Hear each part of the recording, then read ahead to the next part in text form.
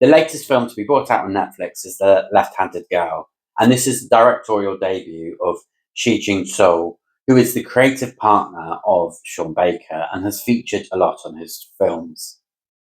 The film centres around the life of a single mother and her two daughters. Shu Fen is the mother, and her two daughters are of different ages. So you have Ayan, who is a young adult, who is precarious, and she is disrespectful of her mother's authority. And then you have 5-year-old Ai Jing, who is almost like the centre of the story because she is the titular character, the left-handed girl. She goes around shoplifting, causing havoc. There's lots of joyful and sadness in her performance. And she is the left-handed girl, so her grandpa considers her to have the demon's hand, and that creates this really interesting element to the story. This film centers around different generations of women trying to survive living in poverty. So Xu Fan runs a noodle bar in this market, which the two daughters spend a lot of time in.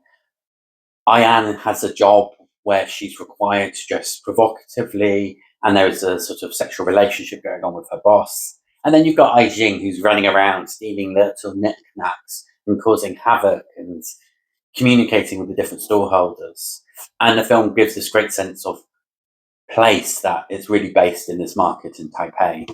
We also get elements of interactions with the wider family who have a sense of social grace and decorum. However, there is also a history of petty crime. So, for example, the grandmother's involved in some fake passports, while Ai Jing's going around stealing little knickknacks and whatnot. So, this is a story about different generations of women and how they have to survive in a landscape of poverty. The Left-Handed Girl made its debut at the Cannes Film Festival, and it was nominated for the Grand Prix Prize at Critics Week. It has also been selected as Taiwan's official submission for the 98th Academy Award for Best International Feature Film. So let's dig a little deeper into this film. So if you're new to my channel, my name is Paul, and I review the best of world cinema, and I follow the race for Best International Feature Film, from countries selecting their submission to the final winner. Now, the director has worked collaboratively with Sean Baker, and Sean Baker is involved in the making of this film. However, this is very much her film because it feels like her authentic experience of living in Taipei at an earlier age, and you really get this great sense of place, this bustling market, and these very complex and funny characters. And there is an attempt to overestimate the role of Sean Baker. Yes, he has a very substantial creative role in the film. However, she also has a substantial creative role in his films. And so it's this proper partnership, but one or the other taking the lead. And so I think it's fair to say this is very much her film. The film centers around little Ai Ying, who is played by the very established child actor Nina Yi, who delivers one of the best 5-year-old performances I've seen in many films. She has a great sense of both juvenile joyfulness, but also sad and distressing as and when she needs to. There are moments where she's going around to different shops, stealing knickknacks, and feeling very naughty because she can get what she wants despite living in poverty.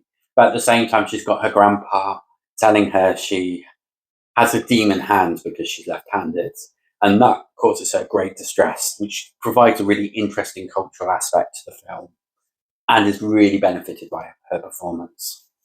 We also see her distress when she realizes the impact of her stealing things. But then there's great joy also. So, for example, they take on this pet called Go-Go, who's a meerkat.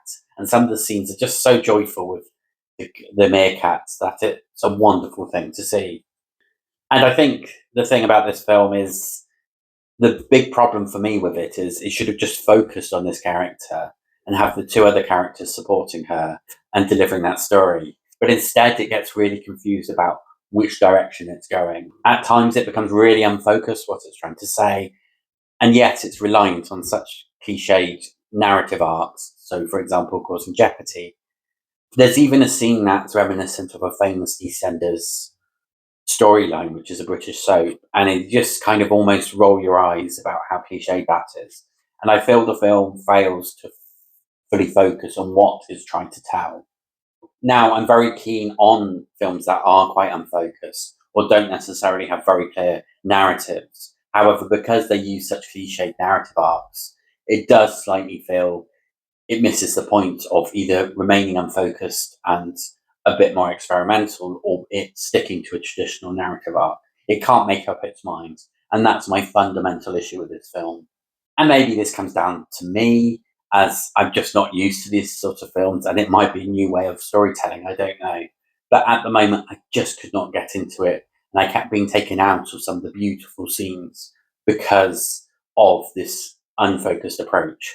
The Left-Handed Girl has been selected as Taiwan's official submission for the 98th Academy Award for Best International Feature Film. And for me, I can see this making at least the shortlist, and it probably will have its fans, which will get it there automatically, but it does not hinder the fact that Sean Baker, who won Best Picture last year, is heavily involved in this film, which will help push it over that line. And it may even get a nomination because of that impact. Taiwan are the 28th most successful country at the Oscars, having won the award once for Crouching Tiger, Hidden Dragon, and have had 2 nominations and 2 further shortlistings, with the last being for 2020's A Son. That one shortlisting is the only success in the last 10 years for the country, and therefore are ranked 40th in the last decade. And I could see the Left-Handed Girl changing that for the country. Myself, I probably wouldn't put the Left-Handed Girl in my final 15, but I appreciate the craft. It looks amazing. The performances are really great. There's a lot of nuance in some of the performances and script writing. However, for me, it's just so unfocused, which makes it very hard to watch. I will therefore give The Left-Handed Girl 3 stars. Have you seen Left-Handed Girl? If you have, put in the comments below, what did you think? And if you want to see more news and reviews for the Best International Feature Film Academy Awards, please subscribe to Global Film Pool. Thank you very much for watching, and I hope to see you again soon.